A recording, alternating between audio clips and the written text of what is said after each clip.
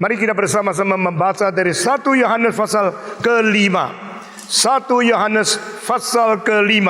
Saya membaca ayat 3 sampai ayat ke-5. Saudara membaca ayat ke-6 dan ayat ke-7.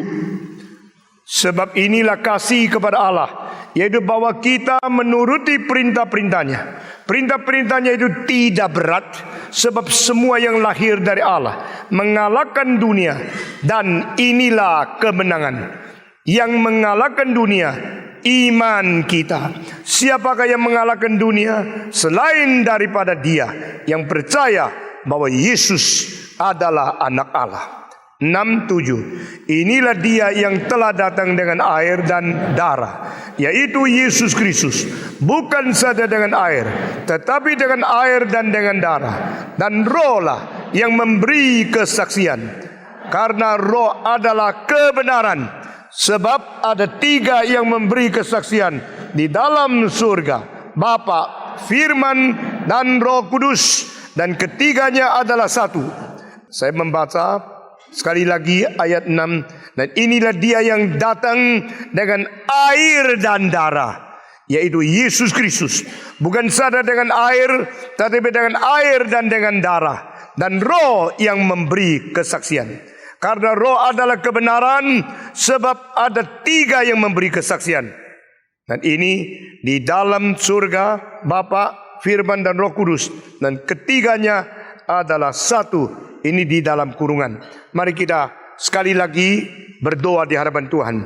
Berilah pengertian kepada kami, berilah kesadaran kepada kami melalui pimpinan Roh-Mu yang kudus, yang telah mewahyukan kebenaran, sekarang memberikan pencerahan ke dalam hati kami, sehingga kami boleh menjadi orang yang sungguh-sungguh memfahami isi hati Tuhan, memfahami wahyu yang diturunkan ke dunia, memfahami setiap ayat yang kami baca, sehingga kami tidak menjadi orang Kristen yang melewati waktu, melewati hidup, dan menempati segala anugerah Tuhan secara kosong. Dengar doa kami Tuhan, dalam nama Yesus Kristus, penebus dan juru selamat kami yang hidup, kami sudah berdoa. Amin. Saudara-saudara, minggu yang lalu kita telah bicara tentang mengasihi Allah, mengasihi yang dilahirkan oleh Allah, dan menjalankan perintah sebagai tanda mengasihi Allah. Saudara-saudara sekalian, seperti apa yang saya kutip daripada Blaise Pascal, daripada Prancis, no one can know God more than his love to God. Nah, ini satu dalil yang sangat luar biasa, kesimpulan yang diambil dari Alkitab. Bolehkah kita mengetahui Tuhan dengan baca buku saja? Bolehkah kita mengenal Tuhan dengan kumpulkan kredit teologi? Bolehkah kita mengenal Tuhan dengan mendengarkan kesaksian-kesaksian orang? Melalui itu, pengetahuan hanya masuk ke dalam kognitif. Pengetahuan hanya di dalam rasional. Pengetahuan itu tidak akan menembus ke dalam satu persekutuan yang erat, yang pribadi, secara satu pengalaman sendiri yang mencintai Tuhan. No one can know God more than his love to God. Ini saya sangat kagum dan saya sangat yakin ini adalah kesimpulan yang kita terima di dalam kitab suci. Adam setelah bersetubuh dengan Hawa, dia kenal dia. Kenal itu dari cinta kasih. Kenal itu daripada hubungan pribadi. Kenal itu dari batin ke batin. Pengenalan tidak dari otak ke otak. Saudara-saudara, jikalau saya berkhotbah dari otakku, pendengar akan menerima kebenaran dengan otak. Jikalau saya khotbah dari hatiku, pendengar akan menerima khotbah itu dengan hati. Jikalau saya berkhotbah dengan seluruh hidup yang menyerahkan kepada Tuhan, pendengarku akan mengerti bagaimana kebenaran mengakibatkan engkau menyerahkan hidup kepada Tuhan juga. Ini adalah dalil yang saya terima pada waktu saya umur 24. Waktu saya mempersiapkan khotbah, saya lalu melihat mengapa ada orang berkhotbah selalu menambah pengetahuan, tetapi pendengar tidak ada kemajuan apa-apa. Mengapa ada orang yang dengar satu kalimat langsung seluruh hidup dia berubah, dan berpuluh-puluh tahun dia tidak kembali kepada hidup yang lama? Ini semua ada dalil-dalil faktor X yang tidak kelihatan, yang tidak bisa dipelajari daripada pelajaran di dalam kuliah atau pengetahuan melalui baca saja. Saudara-saudara, semacam pengertian yang diperoleh melalui hubungan erat antara hidup dan hidup, itulah pengertian daripada hidup.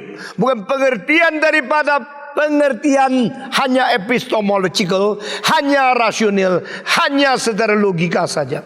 Saudara-saudara sekalian, itu sebab mengasihi Allah juga mengasihi yang dilahirkan oleh Allah. Dan mengasihi Allah membuktikan di dalam melakukan perintah-perintahnya.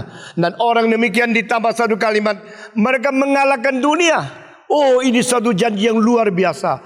Orang kalau mencintai Allah, dia tidak ikut binasa dengan dunia. Orang yang mencintai Allah, dia tidak akan melenyap seperti dunia. Dunia dan segala nafsu yang berada di dalamnya akan musnah semua. Hanya mereka melakukan kehendak Allah, kekal sampai selama-lamanya. Kalimat yang sama dikatakan oleh penulis yang sama, Rasul Yohanes. Kita tidak akan binasa seperti dunia. Kita memang hidup di dalam dunia. Kita menjadi tamu di dalam dunia, tapi kita bukan milik dunia.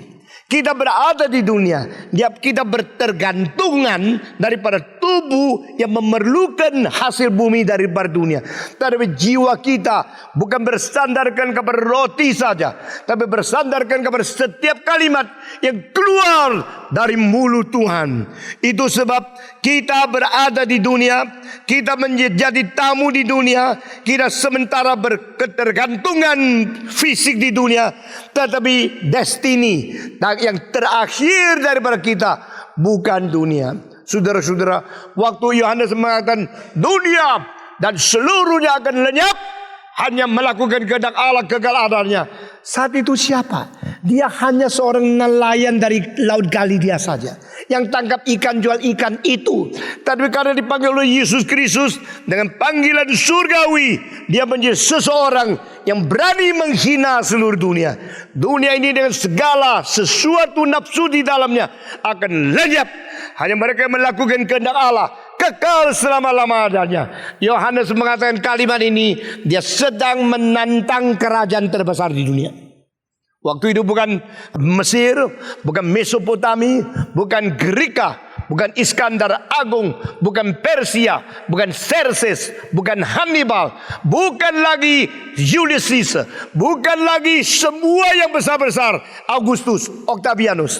Tapi waktu itu adalah kerajaan di mana Nero sudah menganiaya orang, di mana pada waktu Yesus Kristus dibunuh dan seterusnya, orang Kristen dianiaya oleh kerajaan yang paling besar, militer yang paling kuat, paling mulia sepanjang sejarah. Lalu seorang nelayan dari Galilea yang pernah mendengar panggilan Yesus untuk mengabar Injil ke seluruh dunia, di sini dia mempertimbangkan seluruh dunia memerlukan Yesus, dan seluruh dunia dikuasai oleh penguasa. All the rulers of the world will perish. Mereka akan mati, akan binasa, dan saya mengabar Injil akan selama-lamanya. Orang Kristen jangan hina diri. Orang Kristen harus mempunyai tulang sekuat-kuatnya di hadapan Tuhan. Sebagaimana ibu saya diizinkan Tuhan, saya umur 3 menjadi janda. Meskipun papa saya begitu kaya, tapi Tuhan mau memakai saya. Dia melempar saya seperti borong Raja Wali, melemparkan anak yang masih bayi dari langit supaya dia jatuh sampai sudah waktu bahaya, baru ditampung kembali. Itu caranya Tuhan melatih manusia untuk dipakai oleh dia. Saudara-saudara, saya tidak menjadi minder karena saya pernah dilatih. Saya tidak menjadi penakut karena saya pernah miskin. Saya tidak menjadi orang yang tidak berkeberanian. Saya dilatih untuk menjadi orang berani menantang raja-raja, berani menantang presiden-presiden, berani menantang jenderal-jenderal, berani menantang siapapun yang paling kaya di dalam dunia. Karena firman Tuhan, kebenaran Tuhan mengatakan dunia dan segala nafsu di dalamnya akan lenyap. Apa yang dikasihi, apa yang diindahkan, apa yang kita takut, ini adalah dunia akan lenyap. Hanya mereka yang melakukan kehendak Tuhan kekal selama-lamanya. Kalau saudara melakukan kehendak Tuhan, kalau saudara memberitakan Injil, kalau saudara menjalankan perintah, kalau saudara mengasihi Allah, orang yang mengasihi Allah, mereka yang mengalahkan dunia. Mengapa ayat-ayat ini seperti tidak relevan satu dengan lain, tapi digabung satu dengan satu? Saya melihat melalui organic relationship. This is a book of life. So the word of God, the theology of God should be the organic theology. Not as same as what is explained by the Catholic theology of organic. Ini adalah satu pengertian yang saya pikir harus merombak, reconstruct the theology and the system of making theology in the history, termasuk Reform theology. Saudara-saudara, kalau kita tidak melihat relasi organik antara ayat dan ayat, kita tak mungkin melihat satu benang merah yang menerobos seluruh kitab suci. Karena baik di dalam Yakobus maupun di dalam 1 Yohanes, seperti ayat depan dan ayat belakang tidak ada kaitannya. Seperti hubungannya itu begitu fragmentaris, begitu keping-keping, begitu tidak ada hubungan. Tetapi ada hubungan yang luar biasa. Seperti kuping sama jari, tidak ada hubungan. Ini, itu. Tetapi darah yang berjalan di sini, di dalam 2 menit sudah jalan berada di jari ini. Di situ ada hubungan hidup, hubungan daripada relasi darah, DNA dan kromosom yang berputar-putar, beredar mengalir di dalamnya, membuat satu tubuh itu tidak bisa dipisahkan. Saudara-saudara, keseluruhan kebenaran utuh, keseluruhan kebenaran berintegrasi satu dengan lain. Ayat-ayat yang kelihatan tidak relevan mempunyai hubungan relasi organik yang harus kita mengerti. Mengapa yang cinta Tuhan juga mencintai yang dilahirkan oleh Tuhan? Karena dia dilahirkan Tuhan, maka semua yang dilahirkan oleh Tuhan dicintai oleh dia. Yang mencintai dia adalah orang yang hidup di dalam Tuhan dan menjalankan perintah. Dan perintah Tuhan tidak lepas daripada cinta. Karena segala hukum adalah berdasarkan cinta dan mengakibatkan cinta. Segala hukum disimpulkan itu adalah cinta kasih. Yang mengatakan janganlah engkau menyebut nama Tuhan dengan sia-sia. Yang menyebutkan harus engkau memelihara hari Sabat. Yang menyebutkan janganlah engkau menyembah semua berhala. Yang menyebutkan Allah adalah Allah yang esa. Itu semua hukum itu hanya berkisar kepada satu istilah, yaitu to love God wholeheartedly. Lalu mengatakan hormatilah orang tuamu, jangan kau berzina, jangan kau membunuh, jangan kau mencuri, jangan kau menginginkan istri orang lain. Ini semua berkisarkan kepada cinta kepada sesama manusia. Sehingga menjalankan perintah itu bukan mati-matian menjalankan secara telak. Itu adalah menjalankan sesuatu keutuhan daripada dasar semua perintah dan kesimpulan dari semua hukum, yaitu love. To love God and to love fellow men. To love God and to love your neighbors. To love God and to love others. Ini love menjadi satu tanda, yaitu engkau jalankan perintah, membuktikan engkau mencintai Tuhan. Engkau mencintai Tuhan, engkau melaksanakan perintahnya. Engkau melaksanakan perintah dan engkau mengasihi Tuhan itu bersatu, mengakibatkan satu ayat yang kita kelihatan seperti tidak ada relevansinya, tidak ada hubungannya.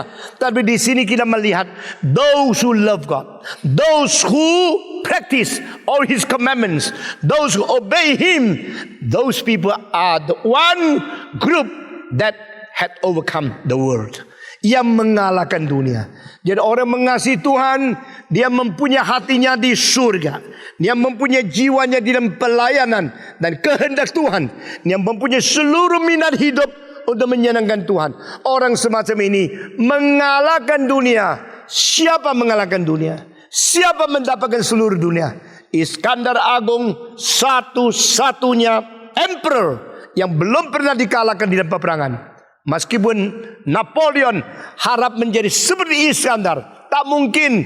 Napoleon akhirnya ditangkap, ditaruh di Helena, ditaruh di Elba, ditaruh menjadi tawanan yang sangat mempermalukan. Napoleon tidak seagung Alexander the Great.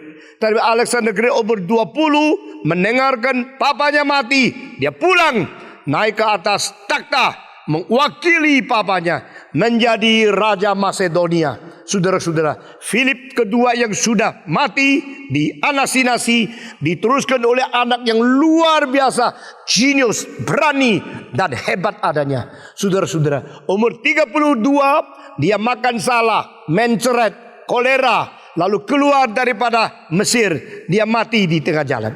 Saudara-saudara, Iskandar Agung yang begitu besar pernah mempunyai pikiran menjelajah semua tempat, mengalahkan seluruh dunia. Dan Alkitab Yohanes mengatakan, siapakah yang mengalahkan dunia ini? Iskandar kah? Bukan. Anak Allah yang beriman kepada Yesus Kristus. Iskandar yang begitu hebat. Waktu dia mengalahkan itu tentara Persia, dia punya tentara hanya 5% daripada tentara dari Persia, yang mempunyai 20 kali lipat ganda lebih banyak daripada tentara waktu itu dihancurkan oleh dia, karena dia lebih jenius. Dan salah satu sebab yang lain adalah batin dia lebih bersih daripada Persia. Saudara-saudara, di dalam peperangan bukan teknik, bukan senjata yang menentukan kemenangan. Di dalam peperangan yang menentukan kemenangan adalah motivasi dan jiwa yang benar-benar. Nah, kenapakah Iskandar mengalahkan Persia? Mengapakah Iskandar menghancurkan Xerxes? Dengar kalimat di bawah ini. Karena semua prajurit daripada Iskandar mengetahui mereka berperang untuk menghargai dan membebaskan manusia. This is very important point. Fight for the freedom of human being. Fight to liberate man from slavery. Ini satu fighting spirit yang didukung oleh motivasi yang murni, membuat orang kuat luar biasa. Saudara-saudara, saya tidak takut sakit, tidak takut musuh, tidak takut aniaya, tidak takut akan pembunuhan, tidak takut. Karena apa? Di dalam diri saya ada satu motivasi yang tidak mungkin digoncangkan. Ini kehendak Allah. Saya harus memberitakan kebenaran, membuat manusia lebih mengenal Tuhan dan lebih dekat kepada Dia.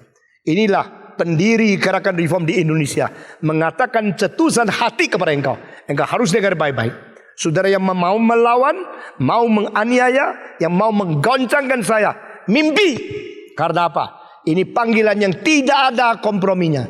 Panggilan yang tidak ada sesuatu tawar-menawar daripada musuh atau mereka yang tidak setuju kepada saya. Saya akan berjalan ini dengan keberanian luar biasa. Saudara-saudara, kenapakah orang mempunyai tentara 20 kali lebih besar daripada dia? Dan Persia akhirnya kalah.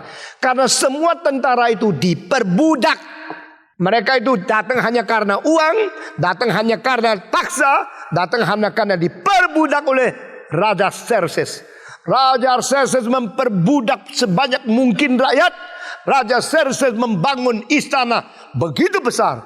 Akhirnya harus kalah di bawah tentara yang dipimpin oleh Iskandar. Iskandar mengalahkan Xerxes, terus maju tentaranya sampai di istana, sampai di ibu kota daripada Persia, lalu membakar habis. Dia berkata kepada rakyatnya, sudah bakar habis, engkau dapat apa? Itu milikmu. Engkau bebas, engkau boleh menjadi tentara yang bebas saya dan engkau sama-sama membebaskan orang lain.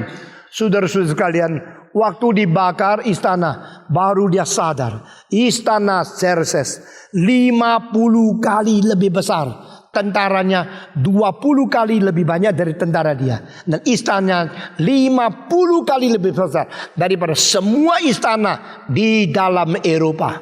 Dia baru sadar di timur begitu hebat, begitu besar. Saudara-saudara, orang barat selalu tidak mengerti timur, sampai mereka menemukan rahasia timur, mereka kagum. Tadi saudara-saudara, orang timur selalu menolak kebenaran Tuhan Allah. Maka mereka yang hebat-hebat terkurung di dalam limitasi dosa yang tidak keluar-keluar.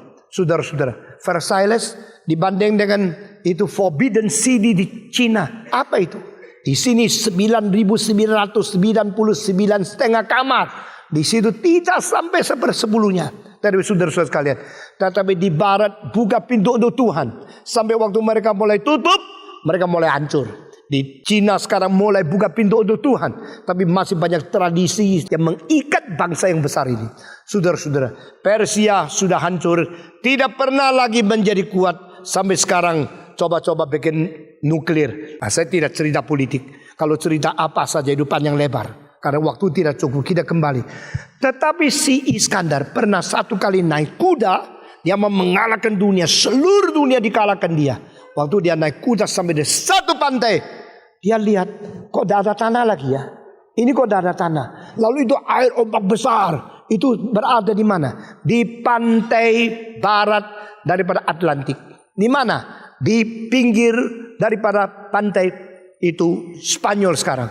Sampai di situ dia bilang, cilaka. Saya masih muda. Tanah sudah tidak ada. Saya mau perang, sudah habis. Ini sudah pantai. Ini limit. Jadi sesudah ini hidup saya untuk apa? Cemplung laut. Saya mau perang lagi. No more land to be conquered.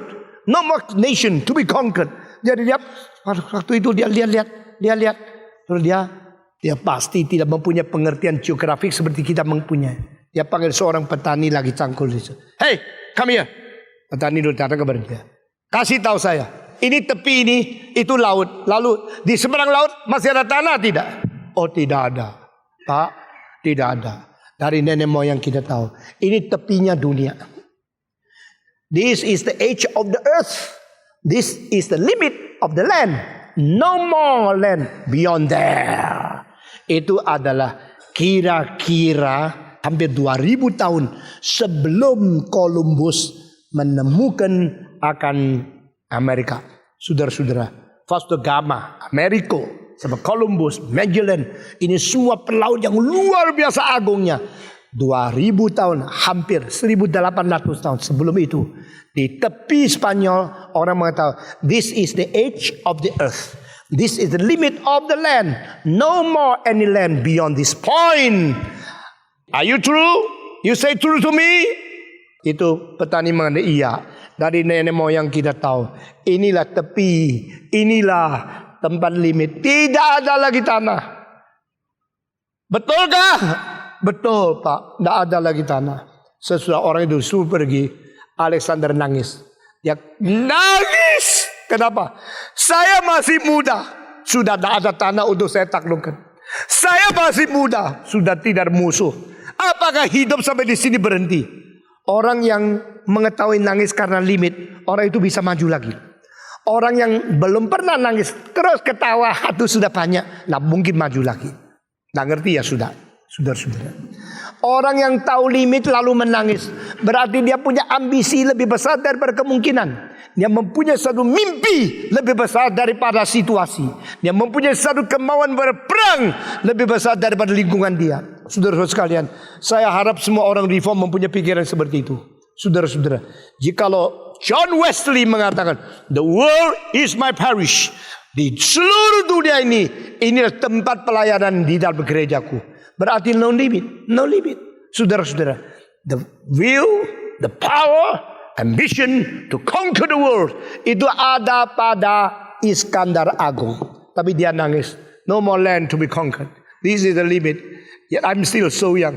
Wah, dia menangis. Sudah nangis apa? Ya sudah, hapus air mata, pulang. Harus puas. Tidak apa-apa yang bisa dikerjakan. Tapi saudara-saudara, dia conquer the world seolah-olah. Betul-betul conquer the world seolah-olah. Dia betul-betul agung luar biasa. Tapi Alkitab di sini mengatakan, who is the one to conquer the world? Only those who believe in Jesus Christ. Saudara baca Alkitab, jangan baca ayat-ayat untuk hafalan, untuk sombong. Bandingkan dengan semua orang yang paling besar di dunia. Dan dibandingkan dengan ayat baru tahu engkau. Berapa besar seharusnya jiwa kekristenan. Saudara-saudara, bukan Iskandar yang memenangkan dunia. Tetapi orang Kristen, engkau dan saya yang mengalahkan dunia. Engkau dan saya satu-satunya macam orang yang mengalahkan dunia. Saudara-saudara, kenapa? Karena we believe in Jesus Christ. Bedanya kita sama orang lain, they don't believe in Jesus Christ, the Son of God. We believe. Itu bedanya. Meskipun kita dianiaya, dibom atau diteror atau di apa, tidak usah takut. We have the portion of eternity, not this world. Saudara-saudara, jangan kira kekristenan hanya salah satu agama di antara setiap macam agama. Engkau pilih karena hobimu. Jangan kira percaya kepada Yesus Kristus hanya suatu option di dalam option yang banyak atas kebebasanmu. Saudara-saudara sekalian, Yesus Kristus satu-satunya juru selamat, dan yang beriman kepada Dia mengalahkan dunia. Ini lain dengan sayur kangkung, sayur bayam, sayur selada. Engkau pilih satu macam asal ada makan sayur sudah mempunyai kesehatan. Bukan itu. The only choice, the only one, Jesus Christ. Who are the people who conquer the world? Except those who believe in Jesus Christ, the Son of God.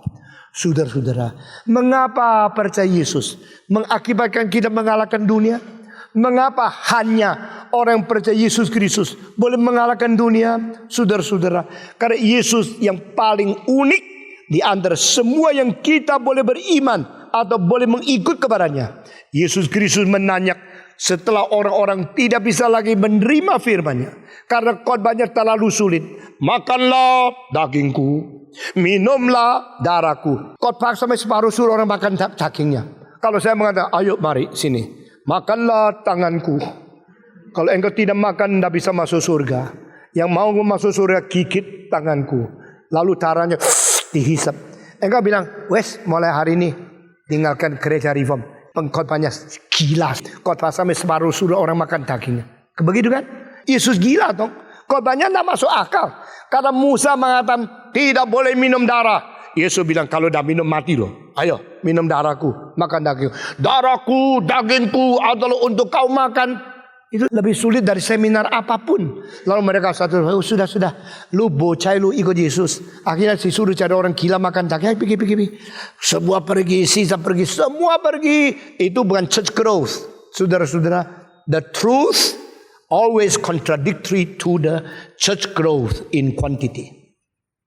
If you keep the truth, sometimes just decline, reduce the membership in the church in order to be faithful to the truth. Kebenaran terlalu susah. Kalau kita ada market orientation ministry, khotbah yang gampang, khotbah yang enak, cari penyanyi yang cek situ, lalu semua suruh nyanyi ikut dangdut, itu gereja akan bertumbuh. That is not the way of God.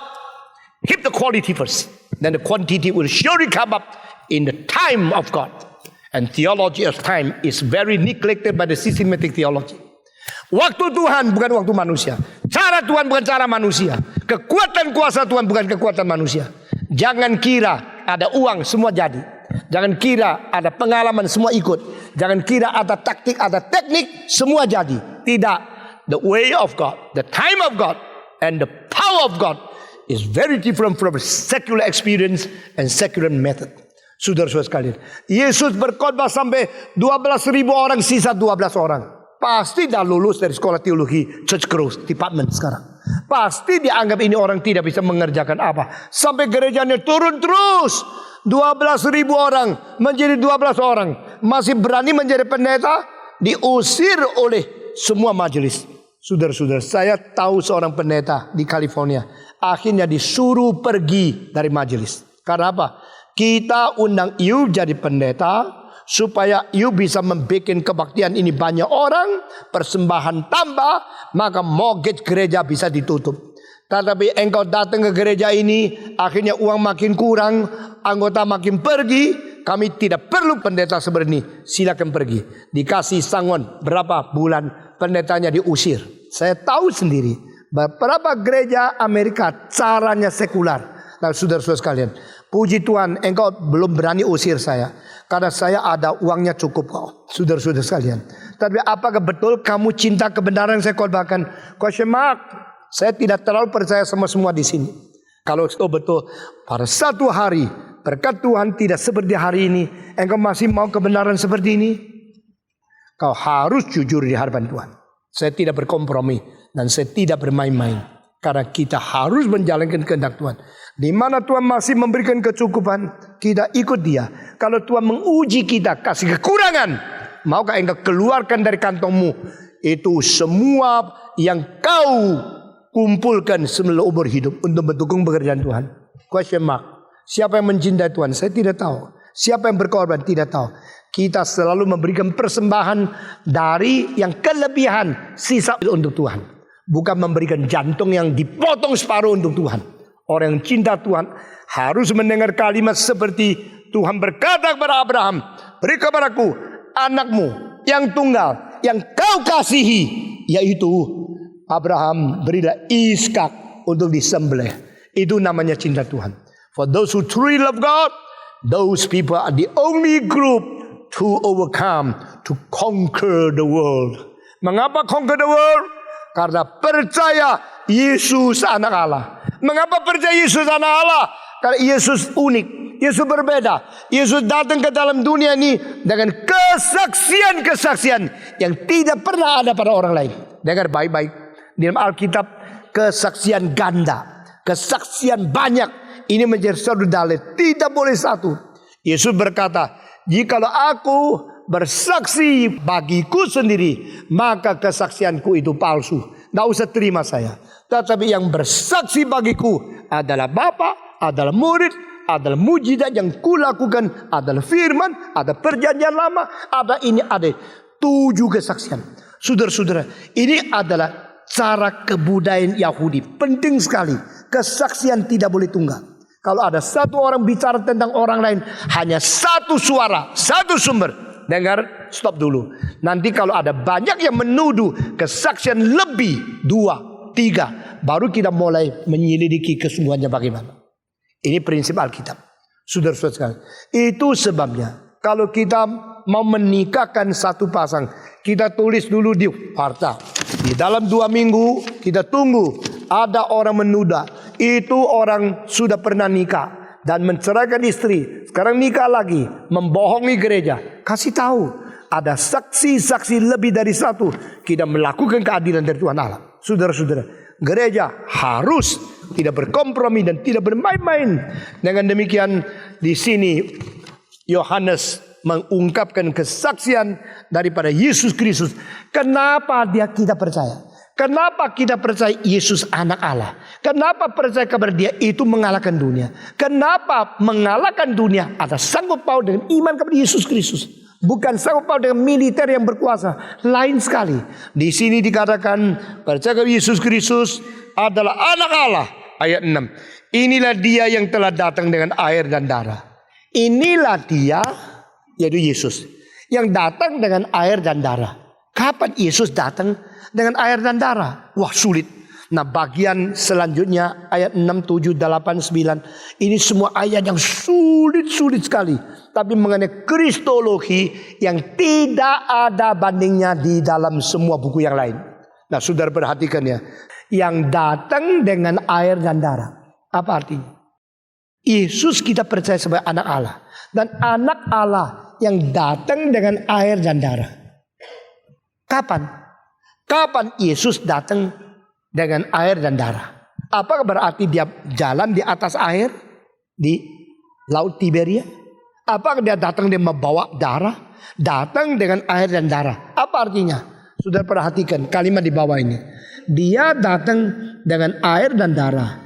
Kalimat ini artinya dia dilahirkan oleh perempuan. Saudara perhatikan. Semua orang dilahirkan oleh perempuan. Dan semua bayi keluar dari rahim ibunya mengandung air dan darah. Tetapi Yesus lain dengan semua manusia. Maka semua manusia harus percaya Dia sebagai satu-satu manusia yang lain. Sama-sama dilahirkan oleh ibu. Waktu ibu kita melahirkan kita dengan susah payah, keluar bayi sekaligus darah dan air jebol keluar. Datang dengan air dan darah. Ini adalah ayat mengenai incarnation of Christ. Ini adalah ayat mengatakan God became man. God come to the world of man. God is with us. He come in the midst of us. He come to be born as a baby. Dia datang dengan air dan darah. Dan yang menyaksikan adalah Roh Kudus. Nah, ini arti dari ayat 6. Yesus Kristus dinaungi melalui Roh Kudus yang menaungi Maria. Dan dilahirkan melalui anak darah Maria.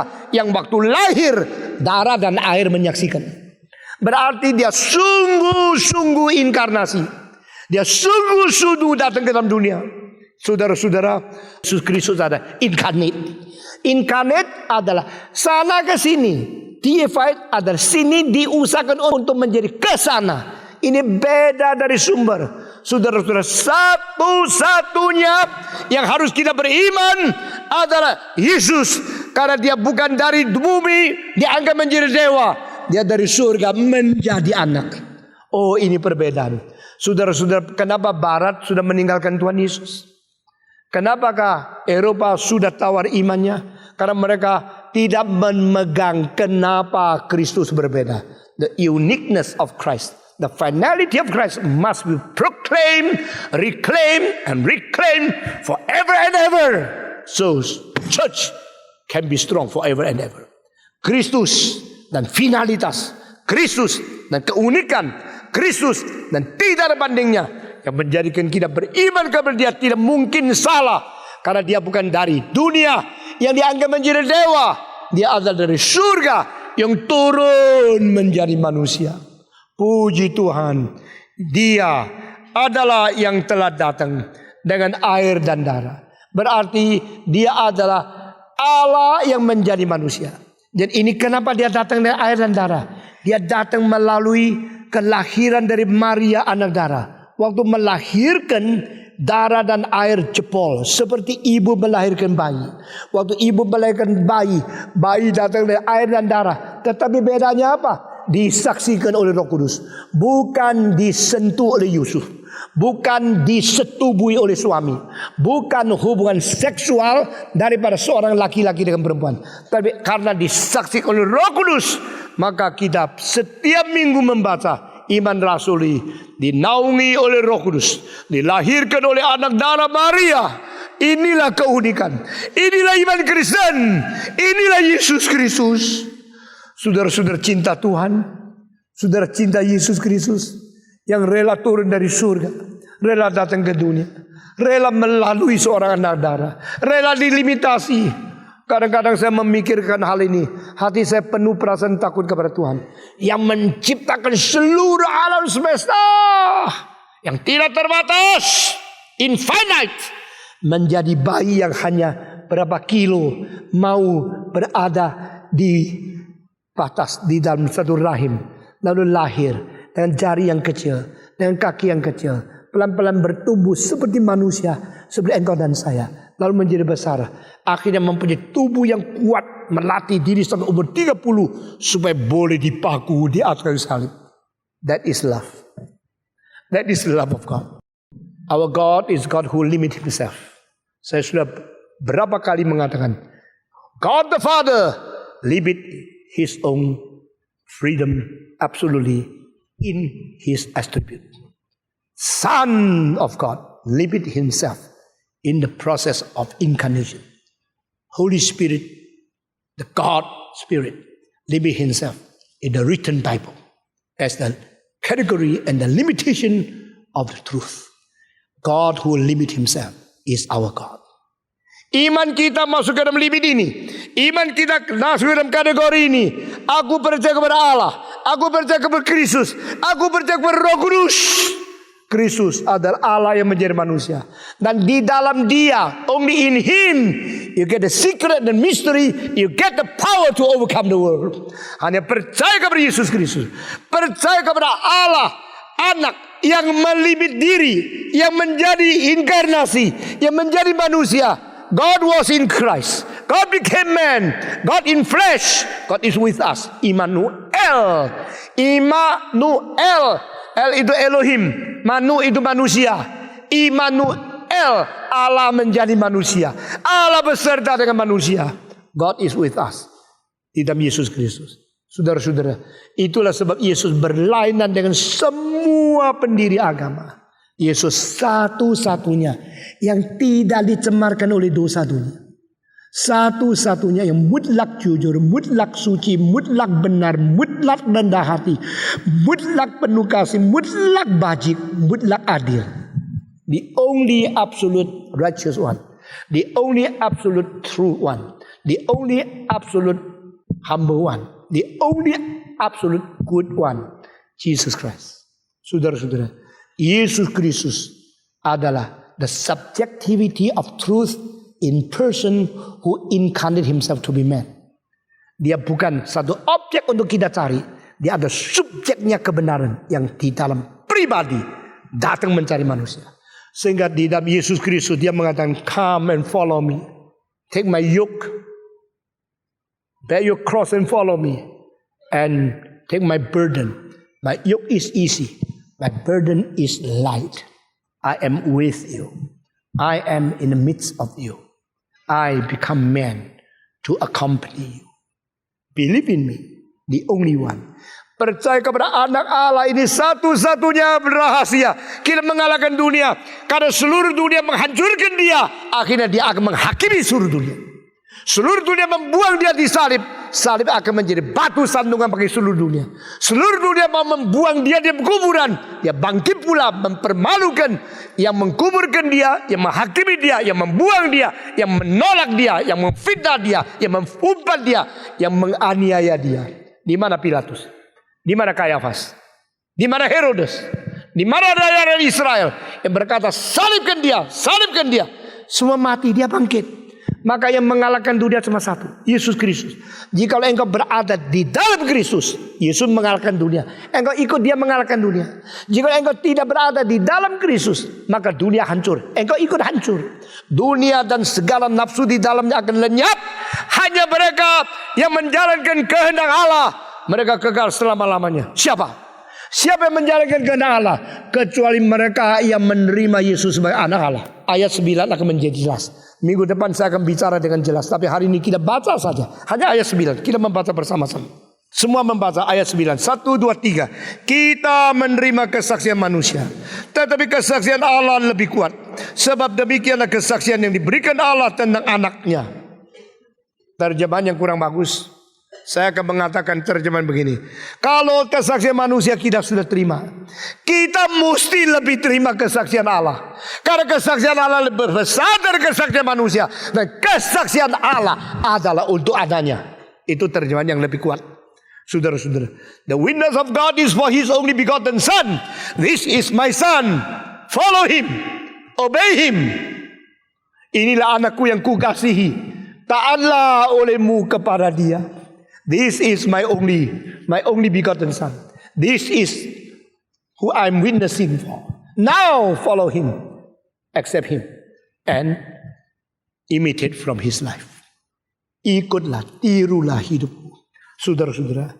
Karena kita percaya kepada Yesus sebagai anak Allah, dan anak Allah ini datang menjadi manusia melalui inkarnasi, maka darah, air, dan disaksikan Roh Kudus. Jadi di sini 3 saksi, darah, air, dan Roh Kudus. Tapi saudara-saudara, terjemahan Indonesia dipengaruhi oleh King James Version, dan itu sebenarnya ada salah mengerti. Yang bersaksi di surga ada 3, yaitu Allah, Firman, dan Roh Kudus. Itu 3 ada 1. Mereka menganggap itulah ayat yang paling penting membuktikan Alkitab ada Allah Tritunggal. Dengar baik-baik. Tapi ayat itu dikurung, tidak ada di konteks yang paling kuno. Sehingga itu bukan yang asli. Kita tidak perlu membuktikan Allah Tritunggal melalui King James Version. Karena 16:11 waktu King James memberikan penerjemahan, waktu itu ada beberapa hal yang kurang tepat, tapi dianggap itu pasti wahyu Allah. Di dalam semua konteks yang paling tua tidak ada. Maka kita mengikuti apa yang asli. Jadi bukan Allah Bapa, kebenaran, Roh Kudus. Ini Allah Tritunggal yang dicatat di sini. Tapi Yesus yang lahir di dunia ini datang melalui air dan darah dan disaksikan oleh Roh Kudus. Dan di sini ada satu ayat yang hanya muncul satu-satunya kali di seluruh kitab suci. Kita membaca bersama. Ayat 6 kalimat terakhir. Dan rohlah yang memberi kesaksian. Semua. Dan rohlah yang memberi kesaksian. Karena roh adalah kebenaran. Nah saudara-saudara, saudara perhatikan. Because the Spirit is the truth. Nah Allah adalah kebenaran dan pengwahyu kebenaran. Sesudah itu kita melihat Alkitab cuma 2 tempat yang mengatakan yang menjadi kebenaran adalah 2 pribadi yang lain. Yohanes 14 ayat ke-6. I am the way. I am apa? The truth. And I am the life. No one except Christ in the history claim He is truth. Nah di sini Holy Spirit is truth. God is truth. Jesus is truth. And Holy Spirit is truth. 2 ayat 14:6 sama Yohanes 5 ayat 6. Buku Injil Yohanes 14:6 Yesus kebenaran. 1 Yohanes pasal 5:6 Roh Kudus kebenaran. Beserta dengan Allah adalah kebenaran.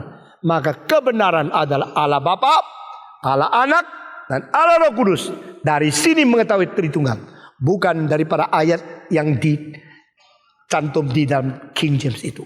Saudara-saudara, dengan demikian kita percaya kepada Tuhan Yesus, kita menjadi anak Allah, dan kita mengalahkan dunia. Karena Kristuslah yang benar-benar mengalahkan dunia. Saudara-saudara, khotbah hari ini sampai di sini. Minggu depan kita teruskan kristologi yang penting di dalam bagian ini. Mari kita berdiri bersama-sama.